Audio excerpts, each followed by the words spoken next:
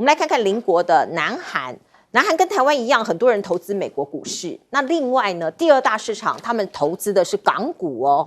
你看到韩国股民疯港股哦，狂扫某家公司的股票，哪一家公司呢？小米集团哦。据说南韩人特别对于这家集团的这个股票特别欢迎哦，特别这个感兴趣啊。变成它的这个股市值的冠军哦。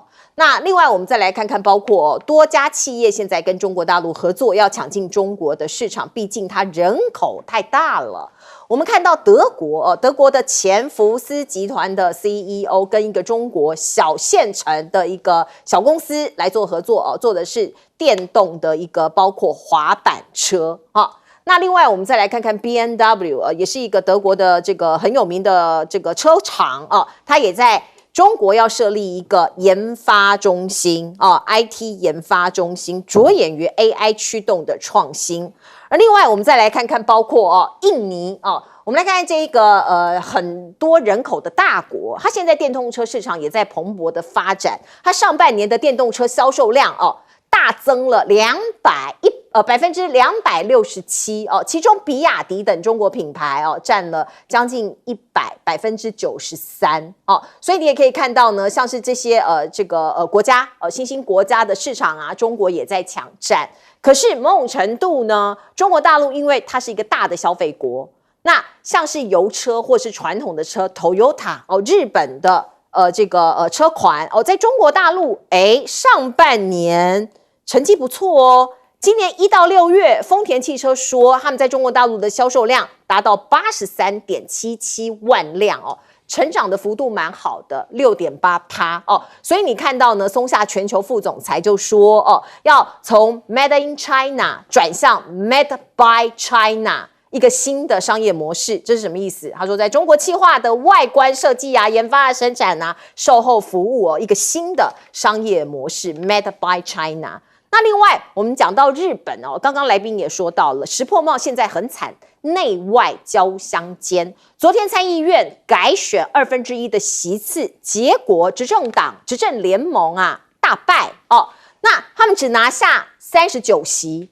所以呢，有人现在要深深逼宫石破茂他要不要下台现在我们看这个自民党跟公民党现在是日本的执政联盟嘛他们选前是66个席次，现在只剩下我们看到包括自民党39席，公民党8席，所以他在两院参议院跟众议院的席次都没有过半所以是惨输惨败。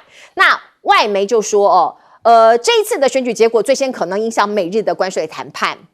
NHK 更指出，由于石破茂的立场太弱，我们在台湾还觉得说他对美国还蛮硬的结果日本的媒体觉得他太弱了立场太弱了，与美国协商包括农业还有汽车领域时很难获得足够议员的同意。而另外呢，我们看到石破茂他到底怎么想的呢？有人说他可能是过度的首相他上台的时候就有人这样讲了，可是他接受 NHK 访问的时候说他希望继续执政作为最大党必须深刻意识到我们的责任，他不想下来，可是由得了他吗现在高市早苗虎视眈眈那我们看到日本现在这2年刮起了一个极右翼的民粹旋风。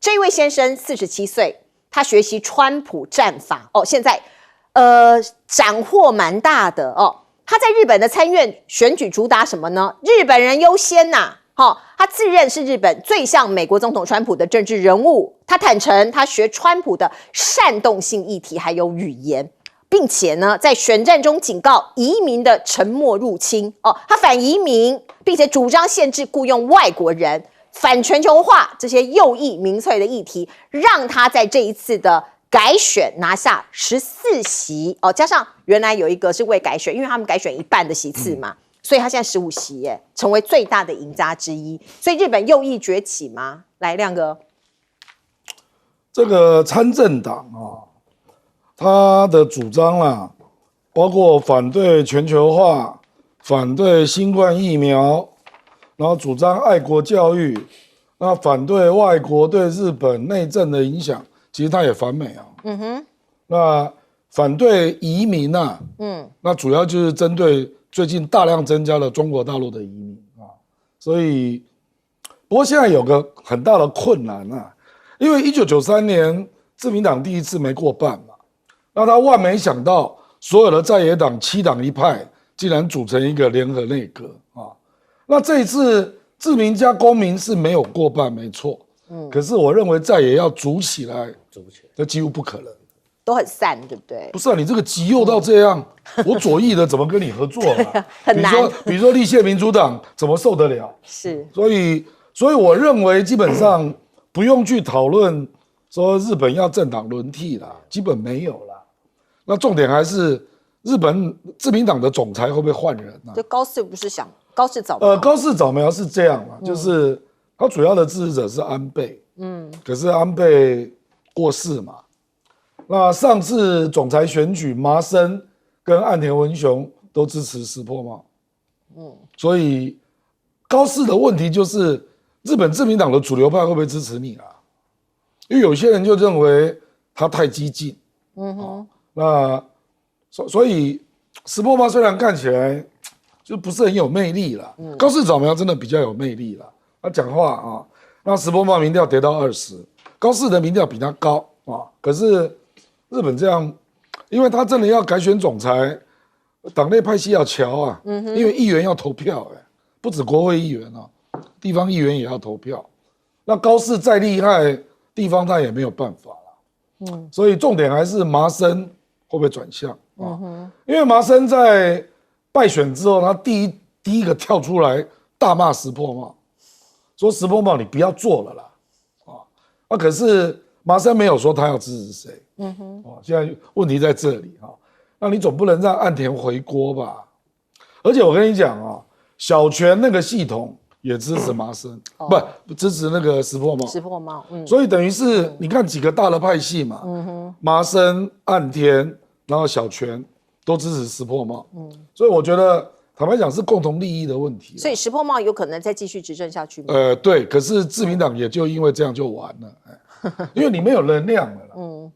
你没有能量，因为民调真的很低，对啊，而且他也不是那种很会讲话，可以去结合更大的能量的人。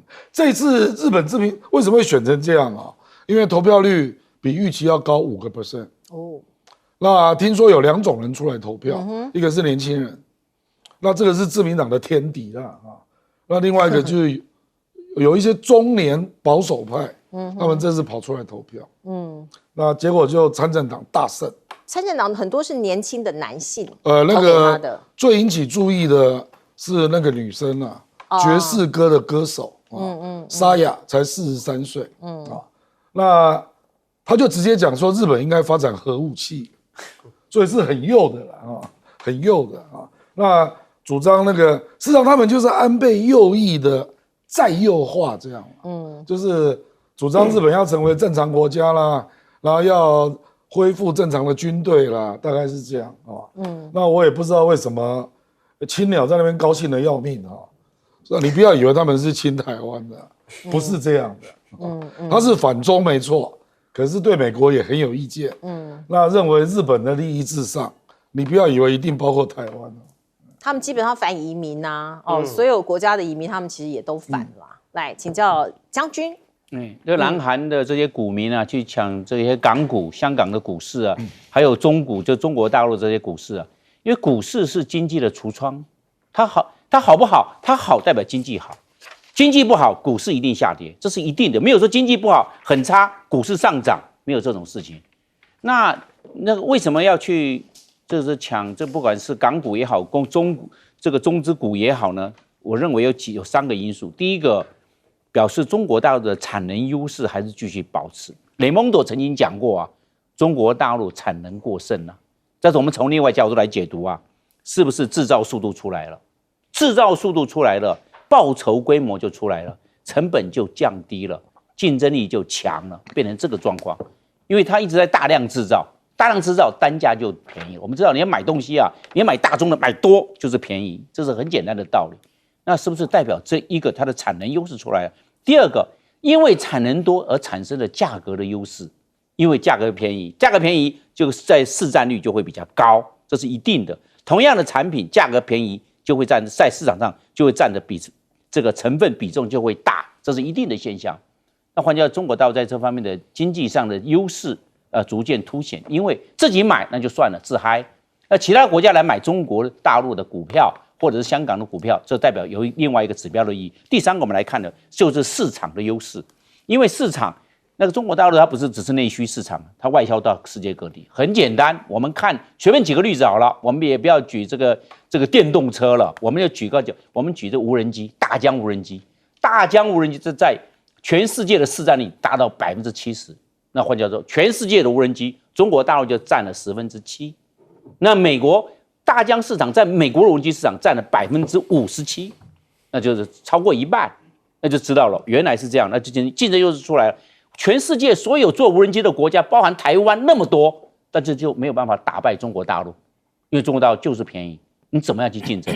那我们台湾还要买中国大陆的马达来做无人机，买中国大陆的复合材料来做无人机，变成这个状况，所以我们国家都很难成立，因为我们做出来的贵，买的便宜，那大家就去买，而不是去做，所以才会偷偷的去买这些大疆的或者是其他的这个无人机的这个电动马达。是这个状况，那怎么样去发展？所以我们来看呢，这些等等，还包括我们可以看出，包含电动车也好，太阳能也好，还有吃电也好，还中国大陆一直往前跑。我们比如说举个例子 ，AI， 这些机器人也好，机器狗、机器虎也好，都开始做 AI 了，甚至低空经济也出来了。台湾都还没有低空经济，但大陆已经发展低空经济了，都跑在前面，那我们都在后面在那边追，而且我们追的速度也很慢。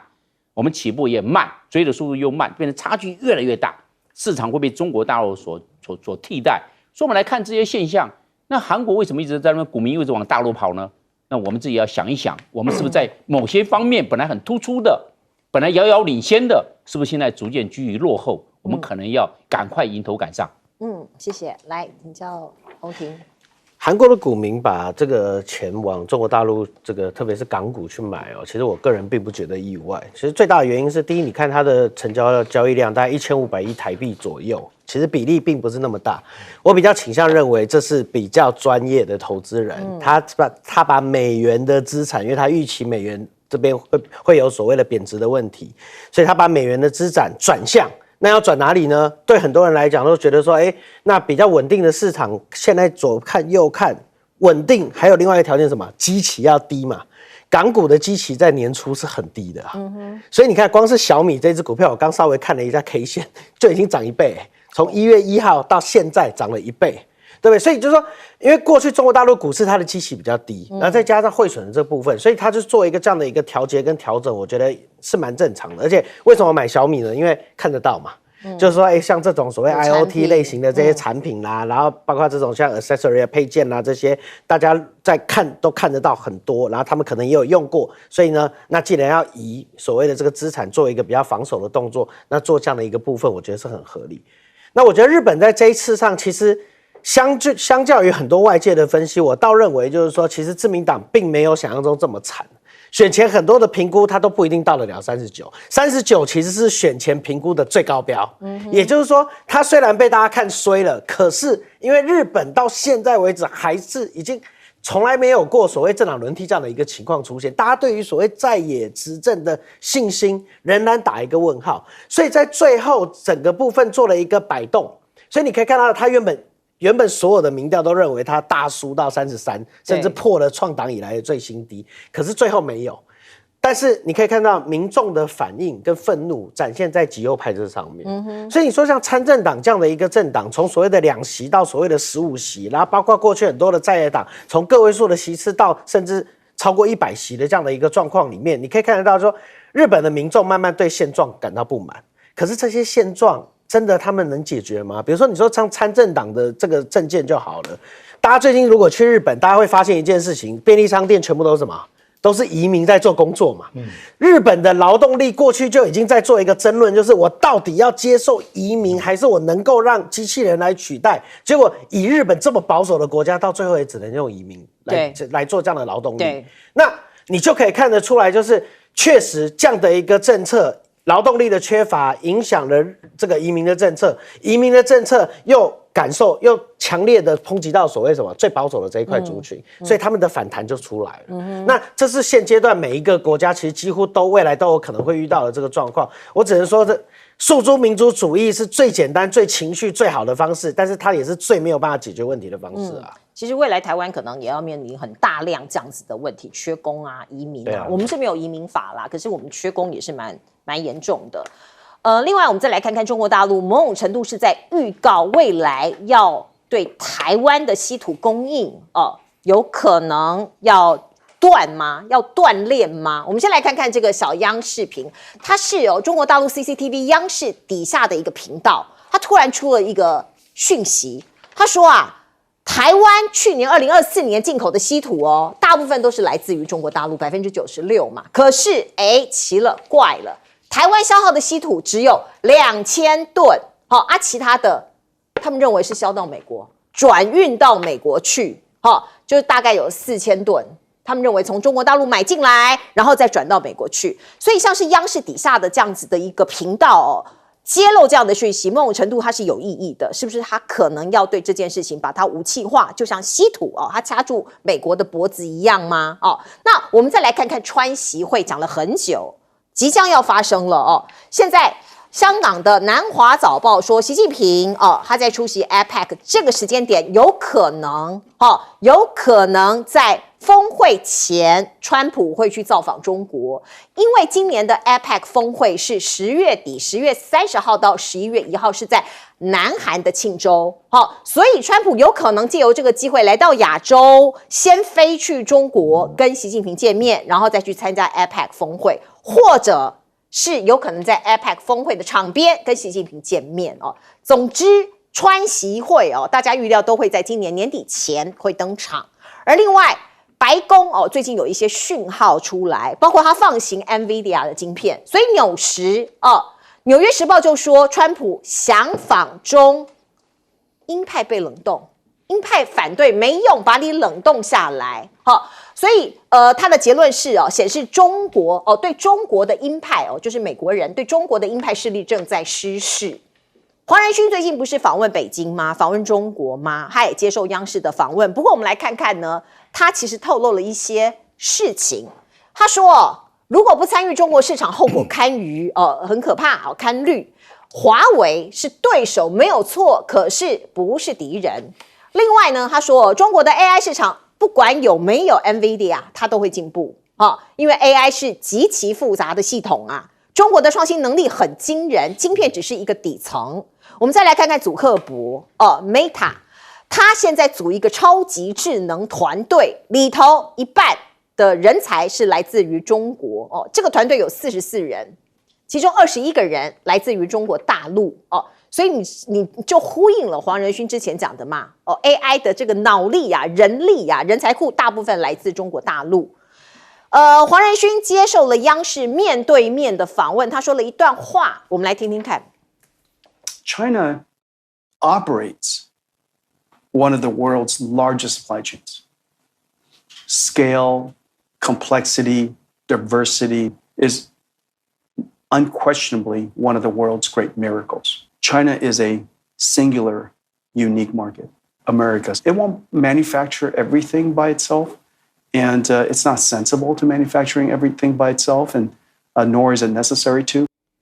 好，不管你喜不喜欢中国大陆的科技能力，现在呢，真的已经就在美国的后面一点点而已这个黄仁勋也说过很多次，包括你看到 CNN 的报道，他说中国大陆的脑科技领域现在正在追赶美国，而且是快速的追赶美国。我们来看看这个画面，这是来自于中国一家医院的电脑荧幕上出现"我要吃饭"4个字，这是来自于一名肌肉萎缩症的脊椎侧索硬化的这个患者他其实不太能动，也不太能表达他的意见，可是呢，他被脑里头被植入一个晶片叫做北脑1号，它可以转换成文字，所以就可以代替这个病人传达他的意思那我们看到呢 ，CNN 说，截至今年为止，北脑1号已经有5名患者植入晶片，跟马斯克旗下的生技公司 Neuralink 持平哦，就是已经是并驾齐驱了哦。所以其实中国大陆的这个科技能力这个不容小觑啊。那另外呢，川普跟 Elon Musk 不是翻脸了吗？可是翻脸了，他还是需要他，为什么？他想把它弄掉都弄不掉，哈。因为 SpaceX 的合约本来要把它给这个弄掉，可是现在检视过后发现，大多数的合约对国防部以及 NASA 的任务至关重要，所以无法更换。川普有一点骑虎难下啊。另外呢，大家也都知道，川普其实很讨厌那个鲍尔，就是这个 FED 的这个主席。联准会主席，可是呢，有很多媒体都说啊，贝森特去建议川普不要开除鲍尔，那川普也生气啊，他说没有啦，假消息啦，没有人需要这个跟我提出这个谏言，而且呢，我比任何人都更清楚什么对市场好，什么对美国好，只有我知道，你们其他人都不要啰嗦。来，亮哥，这个小杨视频这个资料是有问题，有问题。我跟你讲啊，台湾去年跟美国买的，如果它的资料是6000多吨啊，那指的是化合物啦，稀土的有机、无机的化合物啊。那因为台湾去年有1兆台币去投资美国嘛，所以搞不好是我们企业台湾企业自己的内部流动。这有可能是啊。对啊，所以并不是卖给美企啊。对啊，是我们自己，因为我们去投资。比如说台积电，对，台积电不用稀土吗？对，对不对？所以，有道理。而且去年实际上那个时候稀土还没有完全对美国管制啊，美国哪有需要用这一招，对不对？而且我们的量也很少吧？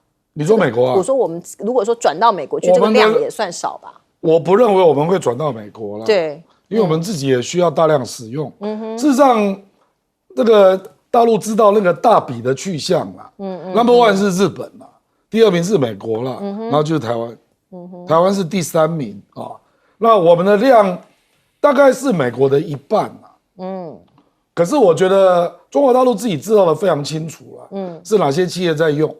我跟你讲，这种大笔的出口，中国大陆是知道的，所以可是台湾还是要忧虑啦，为什么呢？因为你进人家的华为，进人家的中兴啊。对，那人家为什么不能报复你？尤其他现在是只限那个8家军工企业，对他公布了，他并没有对民间的禁用哦。对，目前还没有到那里。所以那我不知道我们的军工企业未来稀土要从哪边拿了哦。我们以前大概可以从美国、加拿大、澳大利亚去拿，可是现在大家都缺货，人家还能给你吗？这个是一个问题了啊。那我们国防部老是都轻描淡写了，说这个没有问题，我们早就在去红供应链，稀土去红供应链就没了啦，不知道他在说什么。那我觉得南华早报这个新闻是有问题的啦。我并不认为川普是为了见习近平啊，川普是想访问中国。所以他去 APEC 是没有意义的。你这场边会有什么用？他要访问中国，然后带企业家去。对，他要带个大团去，然后要打开中国的市场。这个在 APEC 做，那场面太小了嘛。对，而且他希望习近平回访，所以他要的是一个大的国事访问。那有没有可能是在 APEC 前夕啊？反正先访问完再去参加 APEC， 没有意义了，没有意义。我甚至怀疑他们2个会不会参加 APEC。双双缺席。为什么要去？没有意义。APEC 本来就是一个没有意义的组织嘛，就是联谊会嘛。真正有意义的是 WTO 啊、RCEP 啊、CPTPP 啊。APEC 能干嘛？APEC 参加根本没什么用啊。他如果这2国都不去，不是整个 APEC 没有啊，李强会去啊。只是老大不去啊，就代表去就好了。那对啊，那他叫经济部长贝森特去啊，怎么不行？那你觉得93这个阅兵他会去吗？这个我现在不知道，因为只有川普自己能够下决定。好，我们进一下广告。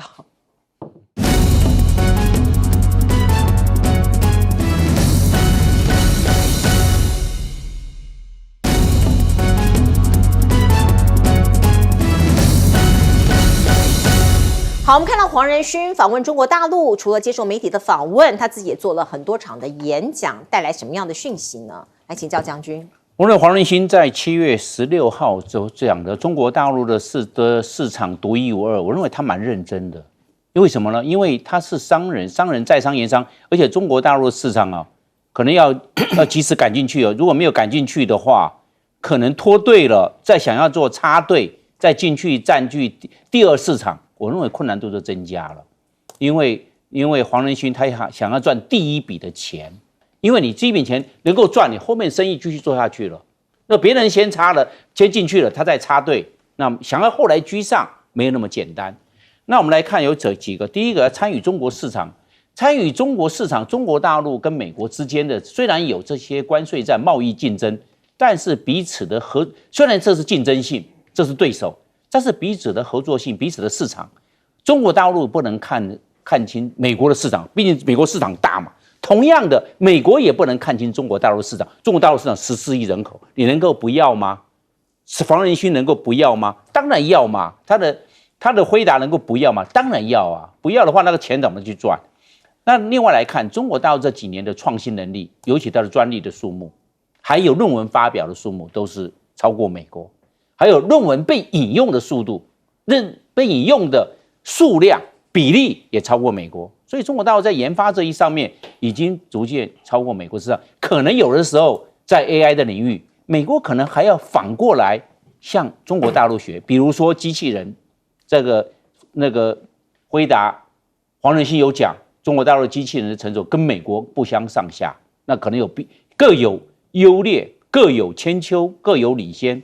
所以黄仁勋讲这个话，表示是一个警语，表示美国在这方面不能疏忽。另外一个，中国大陆有金砖平台啊，不管俄罗斯也好，印度也好，巴西也好，它现在金砖国家已经是11个国家了。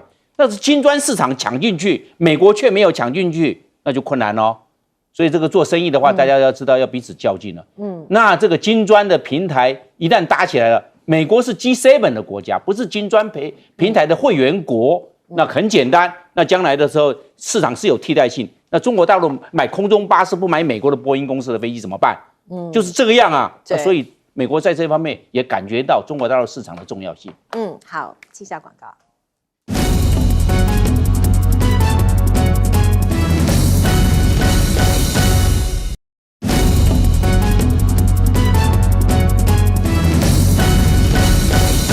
好，我们最后的时间交给洪婷。我觉得川普在这个地方，大家一直在看说，他希望能够压制所谓的这个鲍尔去做所谓的这个降息这件事情。很多人讲说，原本是在讲要降美债的利息，所以降低美国的负债。可是就像我刚才所提到的，在大而美之后又不是这样子了。所以看起来，川普一直讲说，我比任何人更清楚美国的市场。我觉得他指的是房地产市场，因为美国的房地产市场确实因为它的利息，美国的房地产基金现在的压力其实非常非常大，特别它的压力引爆点是在年底跟明年，所以我倒觉得说，与其我们觉得川普在解决所谓的这个利息的问题，到底是美债吗？还是他的老本行房地产的这个部分，大家可以再继续做观察哦。那另外就是刚才 APEC 的部分，我觉得我不知道川习会不会有 APEC， 就是这个会不会在所谓的 APEC 见面。但是你可以看到，就是 APEC 的明年的主办国是中国，所以以中国过去的惯例，他希望的外交场合就是不要被杯葛，也不要被人家所谓的大家拒绝出席这件事情。所以看起来这一次的 APEC 的会议，我相信他一定是本人出席的几率远高于任何啦，然后邀请其他人来谈。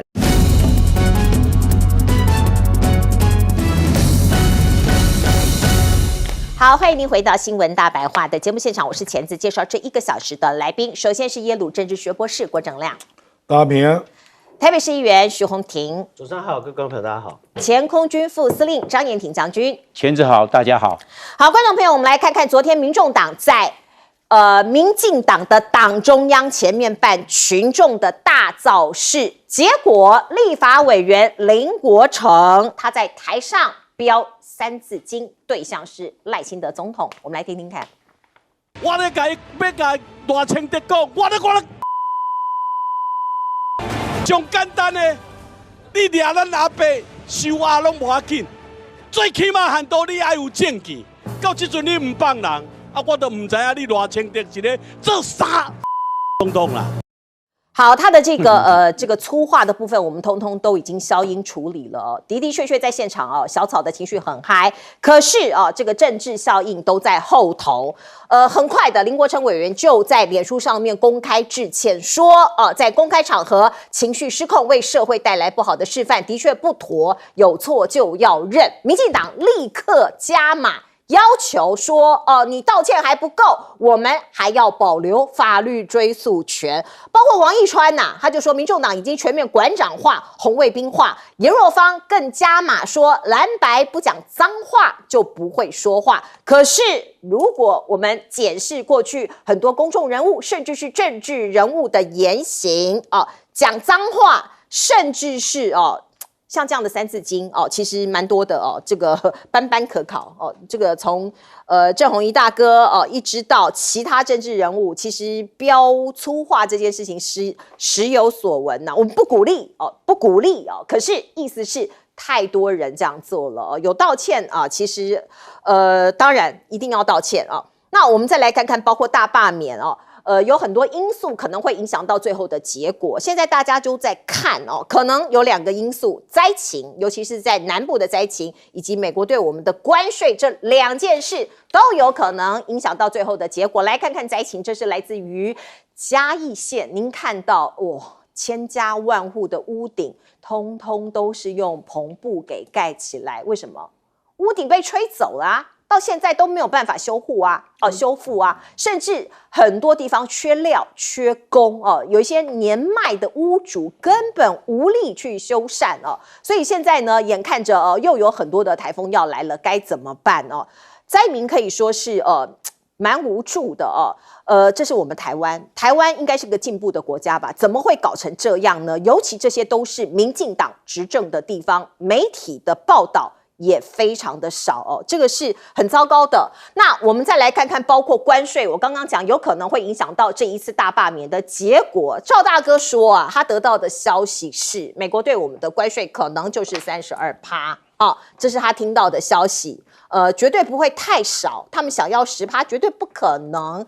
可是这32%的结论到底是从哪里来的呢？现在网络上有人在疯传这一张图，事实上这是一个事务所律师他们这个在各国的这个可能税率各种因应，他们是要报给他们的怎么讲？他们的客户看的那汪吕中就说，这些国际的律师事务所或顾问公司都会整理的关税追踪表，台湾被列为32%，是因为现在美国还没有最新的通知，所以就用旧的就原定的关税来列举，所以大家不需要太紧张那行政院发言人李惠芝也说，台湾还没有收到通知，谣言不负责任，不可取。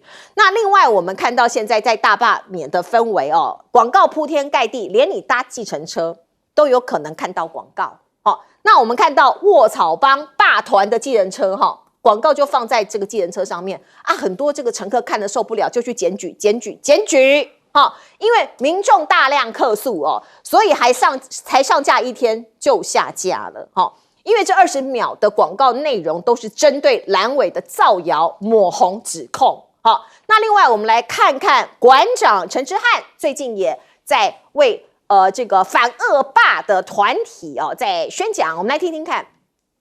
沈伯洋的名言嘛，当对方射了一颗飞弹，就是对我们黑熊学院有利。为什么？因为他们是老美的走狗，我们是中国人，我们为什么要当美国人的狗？我们对我们自己的祖先都不能认同，让两岸都是兄弟这样打仗，这样是不对的。人家也不愿意打，所以什么叫两岸？就是大声说出来，我们都是中国人，有什么事情我们都愿意好好的谈。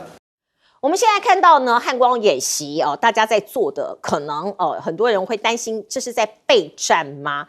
不过在这中间有一项争议出来了，如果你不是军人，你能穿军服吗？这是来自于总统府的幕僚陈义霖以及发言人郭雅慧被媒体拍到在这个他们穿着陆军的迷彩服，陪着赖清德视导汉光演习那有人就说你没有军职怎么可以穿军装呢？是不是有违法？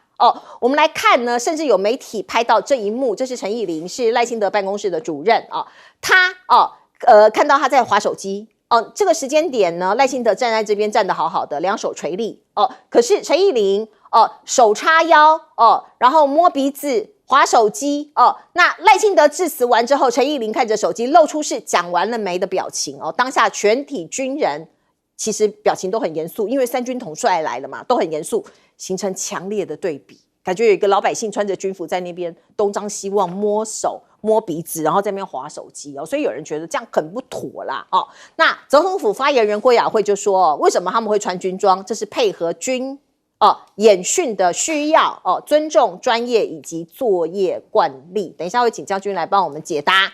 那另外呢，军方人士是讲说，哎呀，你们是封建保守啦，这是落后思想保家卫国不分男女。对了，这个前面我同意啦，只是我们还是搞不清楚到底这个不是军职能不能穿军装啊？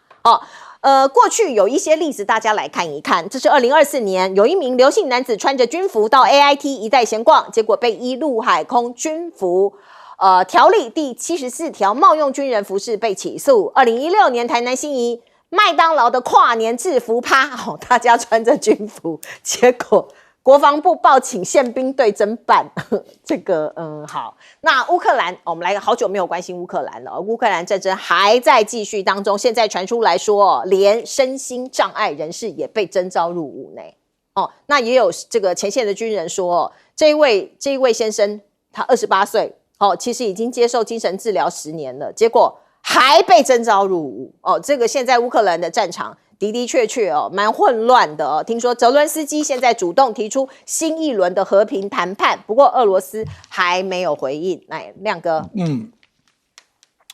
那个32%还没有确定啦，还没有啦。那个 Reed Smith 这一家律师事务所，在全世界有1700多个员工他是说，台湾如果在8月1号之前没有谈判出结果，那税率就是4月2号的32%。很多国家都这样啊。所以郑丽君不是说要去美国谈第4轮？不过我跟你讲，这个也隐含了一个意思啦，就是最后通牒了。就是郑丽君，你这一波如果没有谈成，就是32，那压力会极大。因为韩联社就上礼拜传出美国给韩国的条件我觉得听起来就蛮可怕的。因为韩国并不是什么外汇顺差大国有很大的外汇存底，实际上它是负债结果美国竟然要求韩国要成立4000亿美元的主权基金，买美国制造，1年1000亿。这有确定吗？确定，韩国的官员都出来讲了，然后韩联社就直接讲说，韩国的官员认为这不可能我们台湾的外汇存底是5000多亿美元对啊，比韩国有钱的多所以你认为美国会给你开什么条件？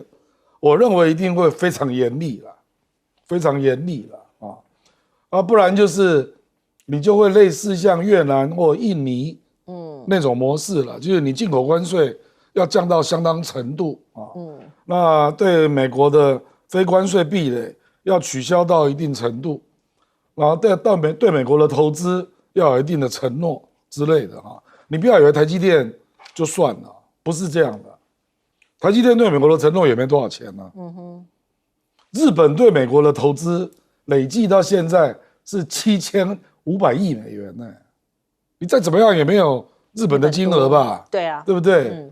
日本光是丰田在美国就投资11个厂，雇佣了28万人。你看美国怎么修理日本？所以我觉得这个真的不要太乐观了，没有乐观的理由，没有乐观的理由。而且你要知道还有一点日本、韩国还没有洗产地的问题台湾是被类比到东南亚，还有洗产地的问题，所以你的关税怎么可能太低？而且我们的经济部更怪，我们的经济部上个礼拜突然放了一个消息，说我们出口到美国的产品，有80%是符合232条款，不是60 80变80经济部自己讲的这么多。翁履中才算到67。对，我记得他是65到67。对，而且翁履中已经把一些东西都丢进去了，汽车零组件。经济部我不知道你凭什么说80？我跟你讲，他说符合232条款的国安产品，国安产品的税率起跳就是25%。对，而且另外定是啊，这个是这个叫项目关税。对，那对等关税是另外的。是。所以我不知道你经济部为什么会讲这种话呢？说我们的符合232的产品有80%，给我的感觉就是经济部知道大概逃不掉，不然你干嘛讲？打预防针。你干嘛讲呢？而且232是完全不合理的计算呐。因为我有看过台湾的出口的清单哦，有很多绝对不是国安产品啊，瞎掰啦。我认为经济部要说清楚啦。因为翁履中很详细的一项一项列啊，那连汽车零组件都算进来，才算到67。你经济部怎么会说80呢？对，这个的确蛮诡异的。因为如果说另外算的话尽管我们被征10%、15%，不管几%，可能就只有20%。对啊，20%。那其他80%是232，那个是项目关税。那很恐怖呢，真的很恐怖。来，洪庭，我觉得。自从大而美法案通过之后，那大家对川普到底为什么要去发动关税战又有了不一样的看法。因为最早的大家的说法就是，基本上来讲，关税战是为了去解决美国即将到来的这个债务危机。那这样的一个问题去拟平贸易逆差，然后重新塑造说美元的这个价值的这些部分。那在它通过大而美之后，包括用稳定币一定要购买美国国债作为这个信用保证的这些部分之下，其实已经结束了。可是大而美某种程度上对整个美国国家的整体的负债，在未来10年，因为它减了太多税了，又多了大概4兆，所以看起来川普的目的也不像是要重塑美国的所谓的这个 finance structure， 就是财务金融结构。那感觉起来比较像是说，你就是为了减税而减税，然后你打了这么多的政治上面的这些权法，让民众觉得说，我们好像从很多地方收了不少税。收了不少钱回来，但是我可以什么？我可以让有钱人的税少缴一点，这是很奇怪的一件事情。所以你从这个角度上来看的时候，你会发现，川普所领导的美国，他对各个国家并不是那么的 care。